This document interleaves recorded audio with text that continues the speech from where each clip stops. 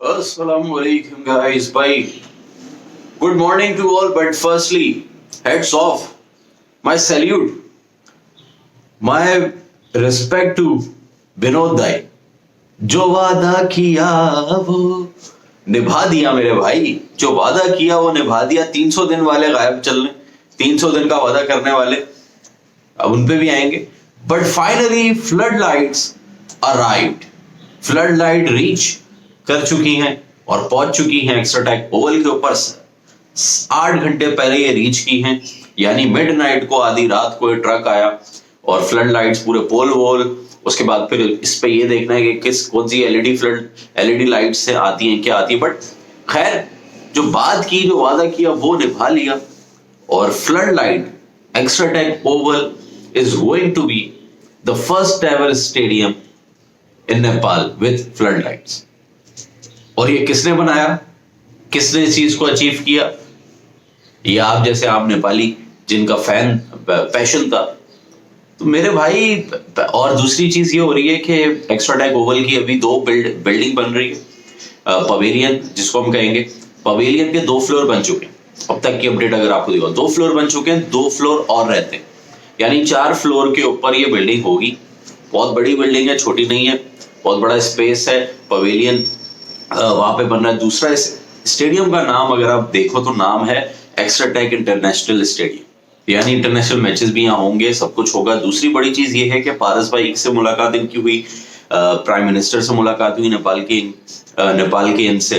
तो यानी ये कैन बोर्ड को हैंड ओवर कर देंगे, स्टेडियम उनके हवाले होने वाला है. बट कितनी फंडिंग गवर्नमेंट करने वाली है, कितनी फंडिंग कैन बोर्ड से आने वाली है, ये तो अभी तक पता नहीं है. अब लोग ये कहेंगे यार स्लो वर्क हो रहा है और ये वो. तो मेरे भाई, स्टेडियम का बनाना आम बात है. अबे तुम्हें मैं एक रोड का कॉन्ट्रैक्ट मिलता है गवर्नमेंट लेवल के ऊपर, 2 साल तो ये रोड बनाने में लगा देते हैं. तो आसान बात नहीं है भाई, बहुत फंड्स चाहिए होते हैं, फ्लड लाइट और ये सारी चीजें. तो खैर, विनोद भाई को मेरा सैल्यूट है. और मैं आपको थोड़ा सा 3D मॉडल भी दिखा देता हूँ कि इस तरीके का ये स्टेडियम बनेगा. अभी फिलहाल इसकी अपडेट आप देखते जाइए, रिसेंट पिक्चर्स भी लगा रहा हूँ, उसके साथ साथ आप ये देखिए कि ये है 3D मॉडल. इस तरीके का ओवरऑल स्टेडियम होने वाला है. जब ये बन जाएगा, ये इसकी लुक आएगी.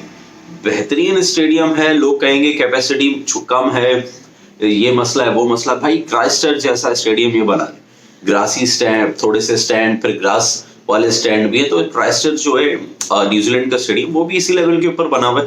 बहुत सारे साउथ अफ्रीका के स्टेडियम जो है वो भी ऐसी छोटे हैं बट अट्रैक्टिव है. तो इस लेवल का अंडर लाइट्स जहाँ पे आप खेल सको, नाइट मैच हो सके. अब टीयू स्टेडियम पे भी जल्द से जल्द फ्लड लाइट की बात हो रही है, वो भी कर लेंगे. जब इन्होंने कर लिया तो भाई टीयू स्टेडियम पे भी हो ही जाएगा काम. बट आप ये पिक्चर देखिए, ये हैं केपी ओली साहब, इनके साथ खड़े हमारे विनोद भाई.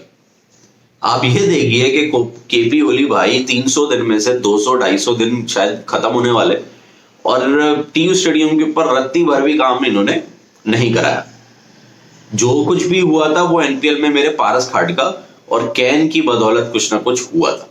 ना इन्होंने वादा किया था मैं फ्लड लाइट लगाऊंगा, इन्होंने वादा किया था मैं पवेलियन बनाऊंगा, मैं फलाना कर दूंगा, मैं ढिमकाना कर दूंगा, मैं इसकी बजा दूंगा, मैं उसकी बजा दूंगा. भाई 300 दिन तो खत्म होने वाले हैं, क्या करोगे भाई? तो मैंने उसी वक्त बोला था. बट एक जगह वादा किया मेरे विनोद भाई ने, एक वादा किया मेरे पीएम ने. अब आप देख लो वादा पूरा कौन कर रहा है. मैं आपको भी जगा रहा हूं थोड़ा सा भाई, और आप भी कुछ कीजिए भाई. टीयू स्टेडियम को भी कुछ लेवल का स्टेडियम बनाइए. उसके अलावा बाकी की चीजें हैं, बट थोड़ी सी यहाँ पे आप पिक्चर्स भी देखते रहो. पुराना आप देखो, जब इन्होंने स्टार्ट किया था किस तरीके की मिट्टी थी. अभी आप देखो मिट्टी वाला ग्राउंड था. अभी आप देखो ग्रास कितनी बेहतरीन है, आउटफील्ड कितनी बेहतरीन की हुई है, लोकेशन बेहतरीन है, सारी चीजें ओवरऑल चल रही है. अच्छा स्टेडियम बन जाएगा तो बहुत अच्छी बात है. फ्लड लाइट का भी काम हो रहा है आहिस्ता आहिस्ता. अब फ्लड लाइट्स आ चुकी हैं. देखो, पोल लगाना इतनी बड़ी बात नहीं है, जल्द ये काम अब बहुत जल्दी से होता हुआ नजर आएगा. पोल्स वगैरह, फ्लड लाइट का काम, उसके बाद पवेलियन बन रहा है, बिल्डिंग 2 फ्लोर बन चुके हैं. देखो आप पलक झपकते ही कुछ महीनों के अंदर 2 फ्लोर बन चुके हैं.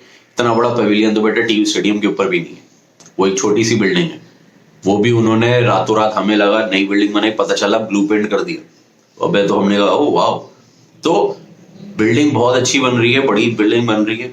उसके अलावा पिचेस के ऊपर भी काम हो रहा है, आउटफील्ड के ऊपर बेहतरीन काम हो रहा है, फुल लश ग्रीन आउटफील्ड है, बट स्टैंड्स वगैरह थोड़े से करने हैं पीछे की साइड पे। स्टैंड्स, 2 स्टैंड्स हो जाएं लेफ्ट एंड राइट साइड पे या पवेलियन साइड के ऊपर। बाकी फिर आप ग्रासी स्टैंड्स लेके चल सकते हो। फ्लड लाइट्स का है, 3D मॉडल आपके सामने ही, आप देख लो भाई। इस तरीके का ये स्टेडियम की ओवरऑल लुक आने वाली है।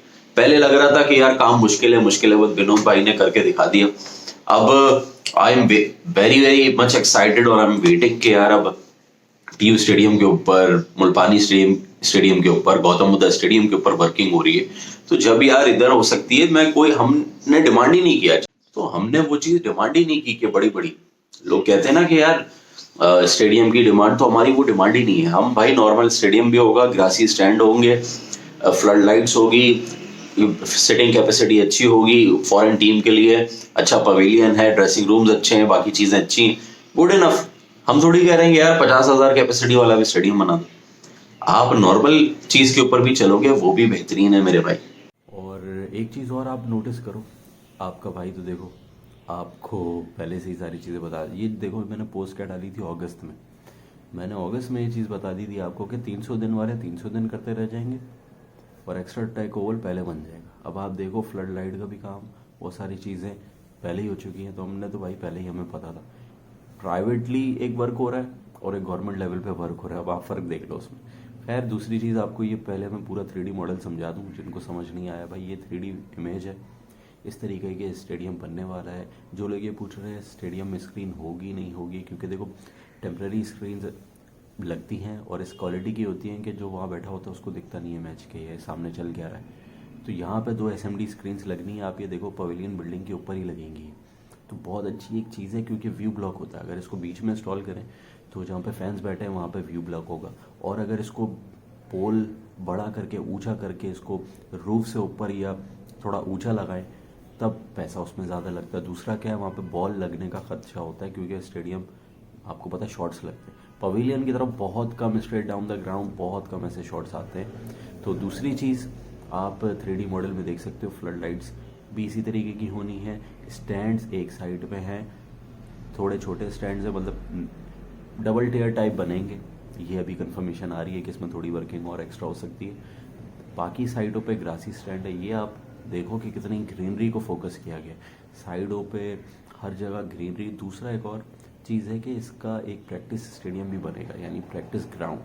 जो भी टीम यहाँ पे खेलने आएगी तो उसको एक ऑब्वियसली प्रैक्टिस ग्राउंड चाहिए होता है। अब प्रैक्टिस ग्राउंड बहुत सारी जगहों पे क्या होते हैं, दूर होते हैं स्टेडियम से। अब क्या है, ये स्टेडियम के अंदर ही, तो सिक्योरिटी कंसर्न्स में भी बड़ा फ़ायदा है कि बराबर में यहाँ प्रैक्टिस कर रहे हो और बराबर में भी एक ग्राउंड बनेगा जहाँ पे प्रैक्टिस के लिए वो हो सकता है। दूसरा ये स्टेडियम का 3D मॉडल से तो आई एम वेरी इम्प्रेस्ड। और इसी तरीके की देखो छोटे स्टेडियम भी बहुत खूबसूरत लगते हैं, और इसी तरीके की स्टेडियम। और कैपेसिटी जो लोग पूछ रहे हैं, कैपेसिटी इसकी होगी 25,000, 25,000।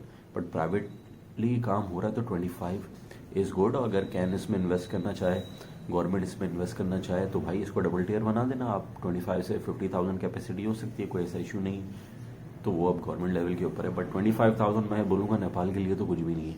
25,000 तो आराम से भरेगा। बट प्रोफेशनली आप मैच देखोगे 25,000 देखने को तो टीयू स्टेडियम पे 50,000 भी देखते, बट वो देखते कैसे हैं, कोई लटक रहा है, कोई दरख्त पे लेटा हुआ है, कोई ऊपर है, नीचे बैठने की तरीके की जगह नहीं है, बहुत सारे कंसर्न्स होते हैं। यहाँ पे ऐसा कंसर्न नहीं होगा। आप जैसे वर्ल्ड क्लास स्टेडियम में जाते हो दुनिया के, वहाँ सुकून से बैठ के मैच देखते हो, यहाँ पे भी आपको ऐसे ही देखने को मिलेगा। मैं तो सबसे ज़्यादा खुश हूँ कि यार फ्लड लाइट्स के ऊपर कि एटलीस्ट यार नाइट गेम, क्योंकि नेपाल बहुत ज़्यादा पैसे जो है ना वो गंवा रहा है और बहुत ज़्यादा स्पॉन्सरशिप गंवा रहा है इसी वजह से, क्योंकि ये T20 के गेम दिन में करते हैं। अब दिन में आपको पता है सुबह के 11 बजे 12 बजे कौन देखता है T20 मैच, शाम के 7 बजे शुरू होना चाहिए। तो अब ये बहुत अच्छी एक चीज़ है कि यहाँ पे फ्लड लाइट्स हो जाएंगी। अपनी भी राय मुझे दीजिएगा कमेंट में, बट मेरी तरफ से फुल रिस्पेक्ट टू विनोद भाई।